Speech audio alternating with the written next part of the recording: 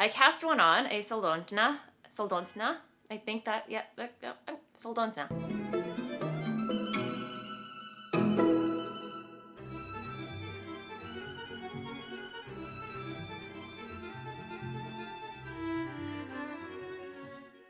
Hello there! I'm Kristen, also known as Voolenvine, here on my YouTube channel, on Instagram, on Ravelry, and pretty much everywhere else on the interwebs. And as always, I'm so happy that you're taking some time out of your day to chat about all the knitting, all the sewing, all the making, or whatever crafty rabbit hole I happen to be diving down this week.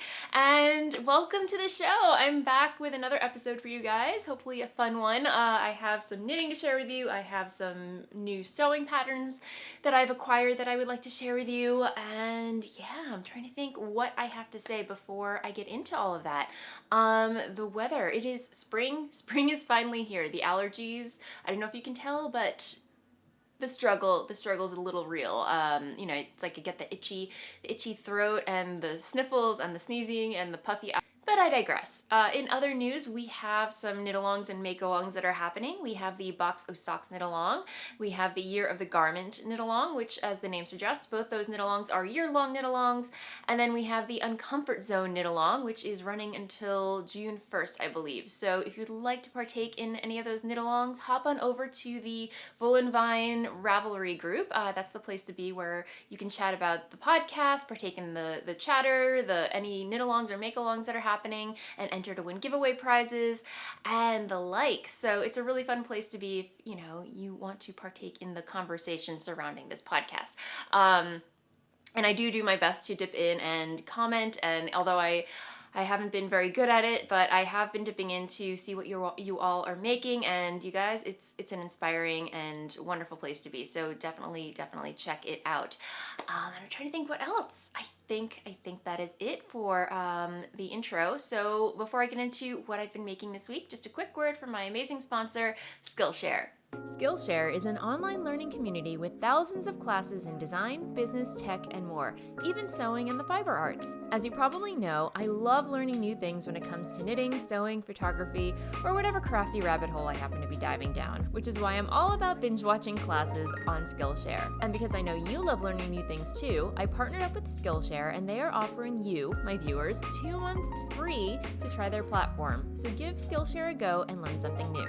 Just click the link in the description box below and enter the code at checkout. Enjoy, and thanks Skillshare. And welcome back. Okay, I have only one knitting project to share with you this week, because I did not even show it to you last week because it wasn't even cast on, but this is all I've been working on the entire week since I last chatted with you. And I had, you know, I've been seeing this project pop up in my feed so many times, and I was thinking about casting one on, and then I was watching the Yarn Pimp podcast with Karen and Alana. Hi guys, I don't know if you're watching, but I saw Karen's and I was like, you know what? That's it. I'm casting one on. I had dyed some new colorways for my my shop, which, by the way, if you don't know, I'm the dyer behind Voolenvine Yarns. I'll talk more about that, my shop update later. But anyway, I dyed some new colorways for the shop, and I was inspired by the combination that I put together, and I was like, yes, that is going to be a Soldotna.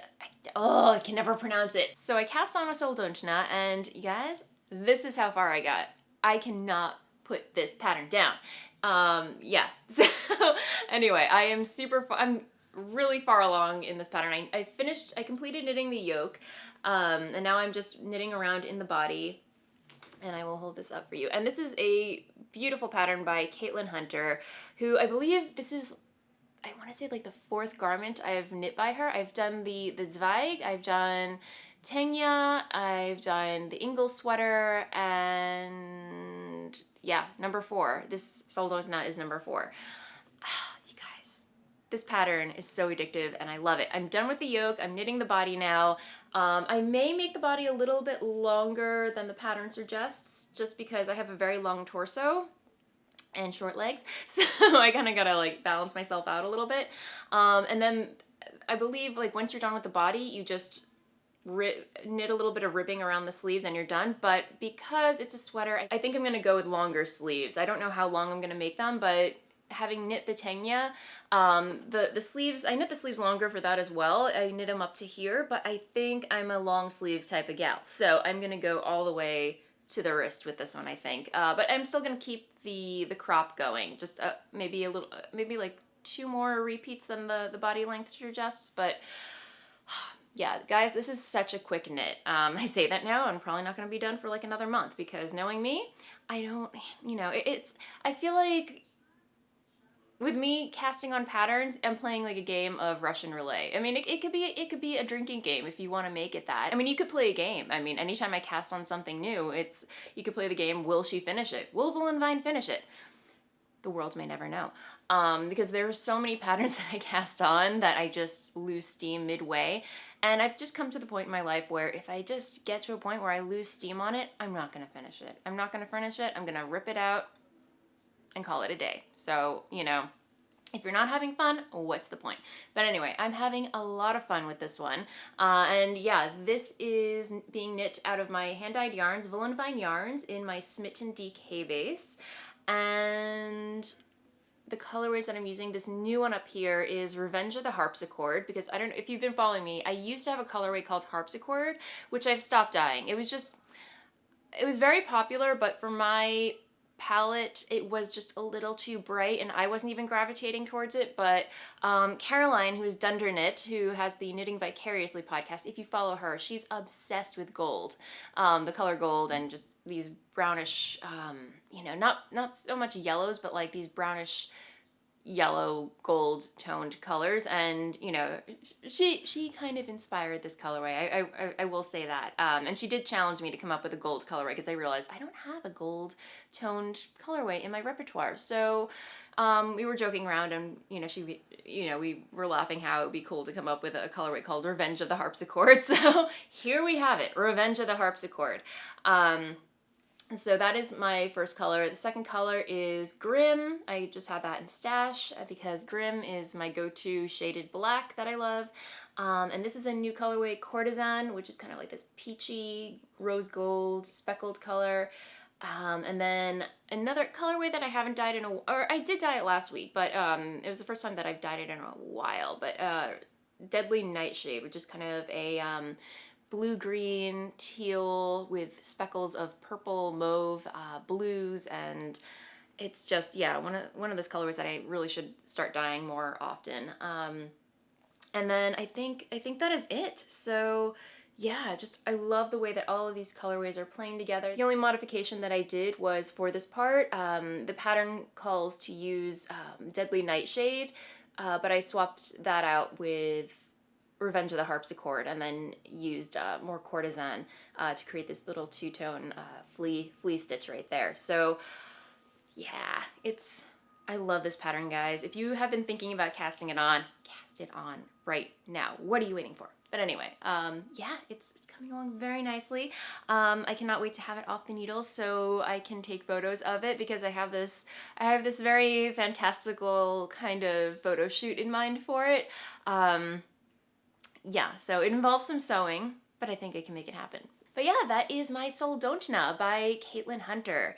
And yeah, I'm trying to think what else. That is all the knitting I have to share with you. My Birds of a Feather shawl, that I did not put a dent in, believe it or not. And I need to get that off the needles. That's been on the needles for way too long. Did knit a couple of rows. Dennis and I grilled outside in the backyard for the very first time this year. The weather's getting warmer, you guys. And of course we were chatting and I realized I made a mistake, so now I have to rip back a couple of rows. Not too many rows, but I forgot a couple of decreases down the center and it was a little obvious, so I'm gonna rip back. It's not a big deal because it's all just garter stitch at this point. So yeah, there's that. And then I'm trying to think what other patterns. My cardigan, the uniform cardigan that I shared with you last week. This black cardigan that I cast on last week that I shared with you, it has not been getting any love. So I'm gonna rip it out and find a more suitable yarn for this pattern. I'm just not feeling 100% confident that it's going to knit up as well as I would like it to. So unfortunately, this is gonna get the frog. And I have been getting questions about my Chuck pullover, a pattern that I knit, I want to say like 2 years ago already, and it has not been getting any love at all. And I talked about frogging it. I still have to frog it. not enough hours in the day. I do want to film myself frogging it at some point and create a little vlog about that, but it is coming. I just don't know when. I will get around to it eventually, but you know, for those of you wondering, Chuck will be getting frogged at some point. I just don't know when. But anyway, yes, that is the knitting content of the podcast today. Hopefully I will have more to share with you next week, but I do have some sewing stuff to share with you and corset update. So if you tuned in last week, I showed you progress on this corset that I'm sewing. It is a labor of love, my friends. It is a labor of love, and I did make significant progress. I've basically been using my weekends to work on this, and I only worked on this on Saturday, and I only had the front done last week, but I have since lined it, so the lining is done. It's complete. It's just a basic twill white lining. And I did include the grommets. This, guys, inserting grommets is no picnic. This was, yeah, if you follow as I mentioned last week, if you follow Bernadette Banner on YouTube, she also made a corset, and she talks about inserting grommets. It's a great stress reliever. Yeah, it's lots of energy involved in installing grommets. It's no picnic. I actually did stab myself with an awl while trying to jab holes into the fabric. That was fun. But I survived. It's not that bad of a puncture wound, just a flesh wound. That's all. Just a flesh wound. Just a flesh wound. And I can still knit. That's what matters. I can still use my hands. I can still knit. I can still sew. That's all I care about. And it doesn't hurt, and I didn't need stitches. I didn't have to go to the emergency room, and I'm rambling. But yes, the grommets have been installed. I did do a fitting. It fits like a glove. But yeah, it's actually going to sit right about here on me. This is what it's going to look like from the back. And once I have the laces in here, I can just cinch it in a little bit, and it'll give me more structure. Yeah, so it fits. And there is an article online. I think it's on Foundations Revealed, or I think she links to it. So when it came to fitting, there was a question that raised in my mind, you know, as far as what the gap should be between the grommets in the back. Like how wide should that be? And, you know, should they be close together? Should there be a gap, a significant gap? And according to some websites, it says that there should be, you know, no more than like a 2 to 3 inch gap in the back. So fits fine. It's pretty relatively even. I think, because when I did try it on, it had about like a 2 to 3 inch gap up on my upper body, but then towards my waist, it kind of curves in a little bit, or it gets more narrow, but not by much. But it does fit, and you know, I walked around in it. You know, the pattern says to you, before you add the lining, just, you know, try it on, walk around in it, find that natural waist crease, so you know where to put there's like a twill tape that you over your waistline, so it, you know, because that's where the corset's going to feel the most wear and tear, so that a little piece of twill tape will keep everything stabilized and secure, and you don't have to worry about your seams coming open and everything. So that was a lot of fun to install. And the other thing I did, I actually ripped out, I have to do this to the other side, but I actually unpicked the top stitching along these gores right here because they were too wide. I realized that when I had to sew in the boning channel. So right here you can see a boning channel that I had to stitch in, and it said follow the top stitching along the gores, and then I realized, okay, those gores were supposed to be a little bit more narrow, so I had to unpick it and then redo the top stitching, and now I just have to do it on the other side. If you can see here, the top stitching along these gores are wider than the top stitching along these gores right here. So this is the appropriate width of the top stitching on the gores, if that makes any sense. So yeah, again, labor of love, lots of, I had to use my seam ripper a lot on this, and thankfully it's not, you know, I have to figure out how to get these little stitch marks out of the fabric. But I don't, you know, it's like once it's all said and done, it's not even going to be visible, so I'm not too precious about it. Yeah, and I'm trying to think what else. Yeah, so I have to finish that, and then all that's left is for me to what do I do? I think I have to create a few more boning channels. They say, you know, what I have here is fine, but if I want to create more structure, I can add, you know, some more more boning channels. And the boning channels are where you stick the, what are these metal bones into it. And that's what gives the corset structure. So yeah, there's that, and then I just have to create bias tape, which by the way, a lovely viewer sent me an amazing link to a bias tape tutorial, which exactly what I was looking for. I forget who you are, but what your screen name is, but thank you so much. I will definitely be referring to that when I have to make bias tape to you know, create an edging along here. And then I just have to do the flossing, which I am super excited about. The flossing stitches are what keep the bones in place from shifting around and poking through the fabric. So yes, that's all I have to say about my corset this week. So yeah, again, slow but steady progress. It is coming along, and I am craving a more, what is it? I'm like, not an easy pattern, but just something more simple where I can knock it out in a day, so to speak, because I feel like the last sewing project that I did was also very involved. My coat that I sewed that I shared with you on the podcast a few weeks ago, I have to take photos of that. But anyway, something less intense, if that makes any sense. Which, by the way, brings me to some new patterns that I purchased. So let me go get those. Since we're on the topic of historical sewing and patterns and whatnot, I did happen to purchase or take part in a sale happening on the McCall's pattern website, and I purchased some really beautiful patterns by Angela Clayton.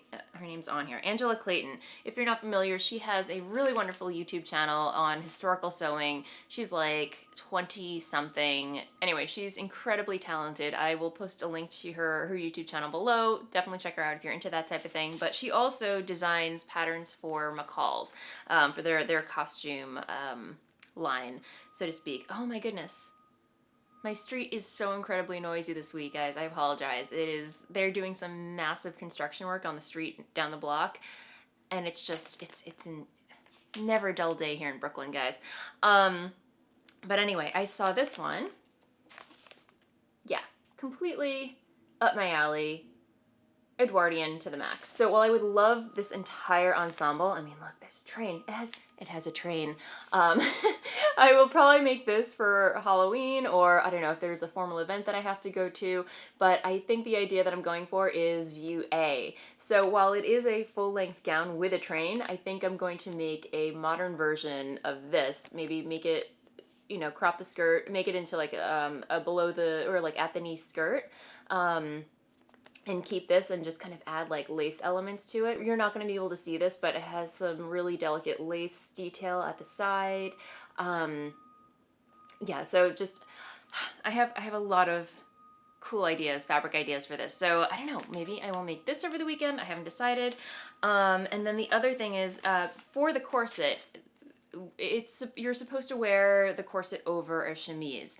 Because if you're not familiar, in the olden days, people would wear chemises underneath their main garments because chemises were easier to clean. It was, you know, next to skin. You know, that's the part that was like on their body, or the barrier between their body and the actual garment that they were wearing, because the chemises were easier to clean, if that makes sense. So she also makes a corset pattern, an Edwardian style corset pattern, but also a really beautiful chemise pattern. So I'm already making a corset, so I'm not going to do that yet, but I am probably going to make the chemise so I can wear it underneath the corset when I take photos of it. So yeah, that'll be really fun. So there's that, and then I have no idea when I'm going to make this. Like, definitely not in the near future, but I really love the bodice version of it, so if I can kind of maybe do something creative to make it more modern. Yeah, Victorian style, I almost want to say Civil War era gown, but there is some, you know, really interesting detail along the bodice, and then the sleeves are really cool. So I'm gonna have a lot of fun with those. But also what came in the mail finally are my Republique du Chiffon patterns that I've been waiting for. I talked about them last week and they came that Friday. But this is one of them that came in the mail. This is the Audrey top. and this is one of their newer patterns that just came out. And again, it has that Edwardian kind of flair to it. I think if I were to make this out of some, you know, cotton or lawn or linen or whatever, it would just be really, really beautiful. And I could wear it with my fantail skirt that has been getting lots of wear.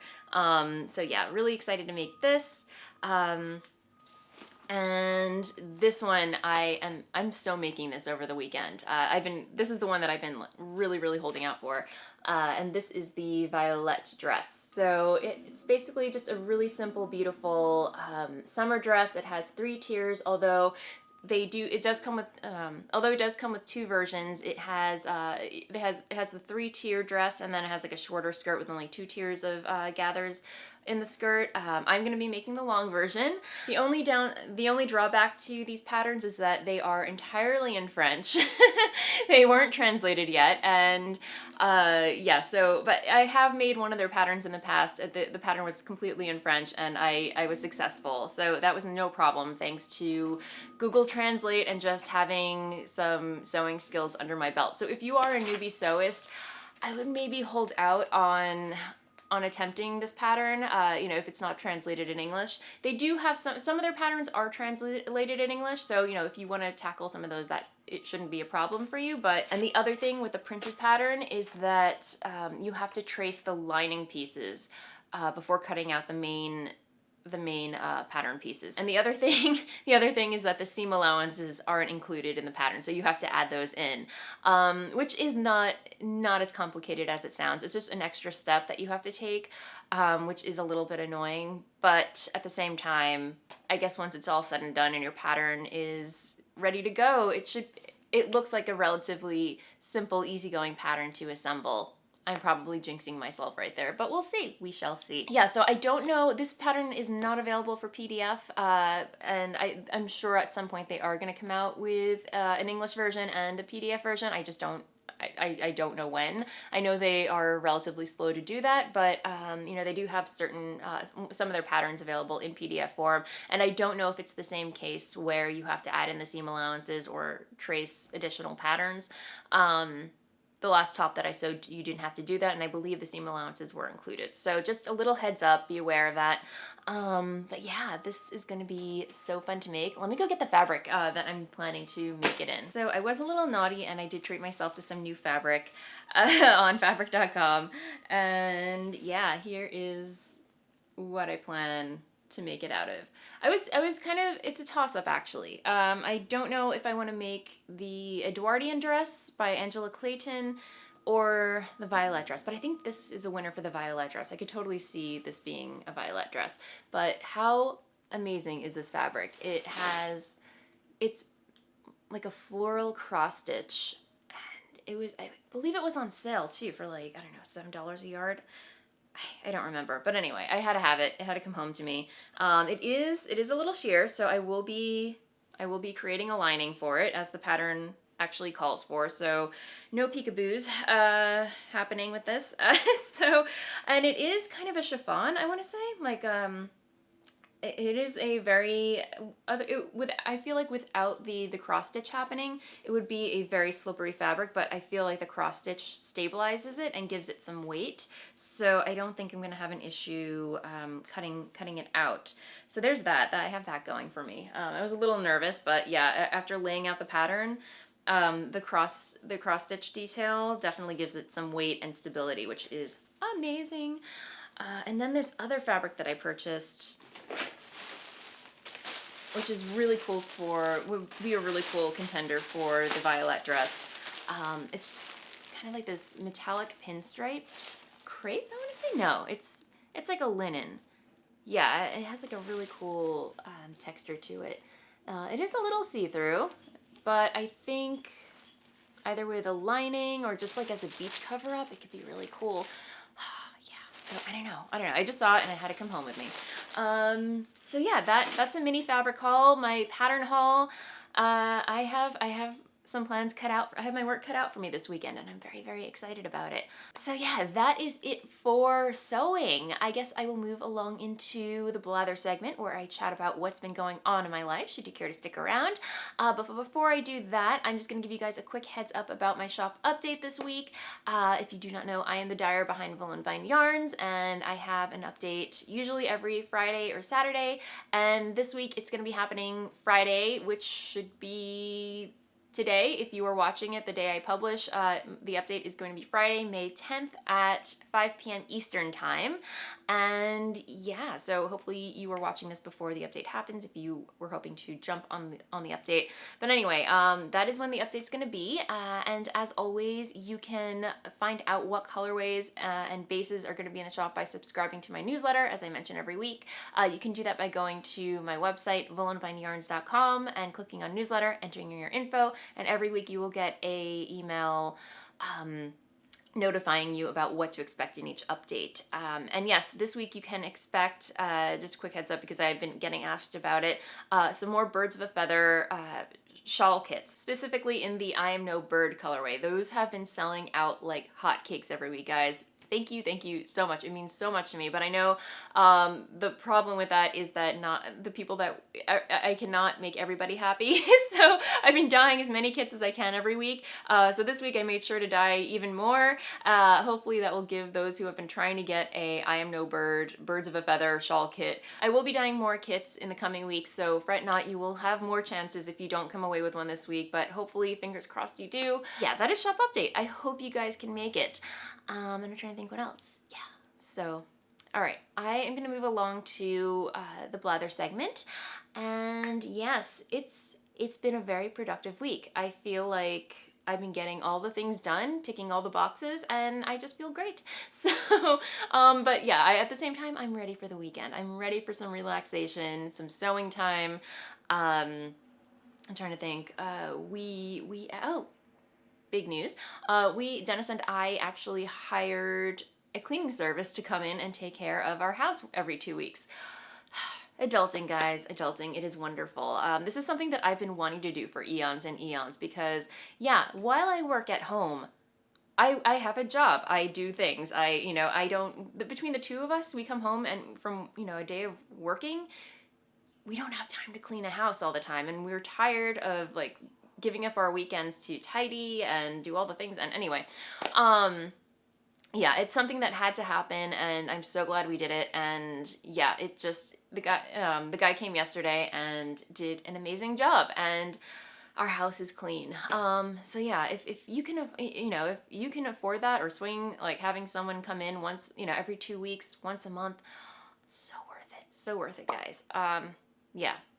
Anyway, thought I'd share that random fact. I'm trying to think what else. I started watching Versailles season 3 on Netflix, which I love that. I love that series so much. I appreciate that show so much more having been to Versailles now. So I'll be watching the show and be like, I was there. I was in that room. I know where they are right now. Blah, blah, blah. We were walking there. Anyway, so yeah, that's pretty cool to be able to pinpoint those areas in the show and, just it's such a great show, guys. Highly recommend. Still watching Game of Thrones. Dennis and I have been watching Red Oaks on Amazon. Really great show. It takes place in the 80s, so it's like total flashback to my childhood. Kind of like, not in the same sense as, what is it? Stranger Things. That takes place in the 80s too, which is amazing, but this is more based on reality, so, kind of like those cheesy 80s films and everything. Really fun, so I highly recommend that if you're into that type of thing. I'm trying to think what else. I think that is it for this week, guys. Thank you so much again for hanging out with me. If you enjoyed this episode, please feel free to like and subscribe below. I publish a new episode every Friday for your viewing pleasure. And yeah, happy knitting, and I'll see you next time. Bye!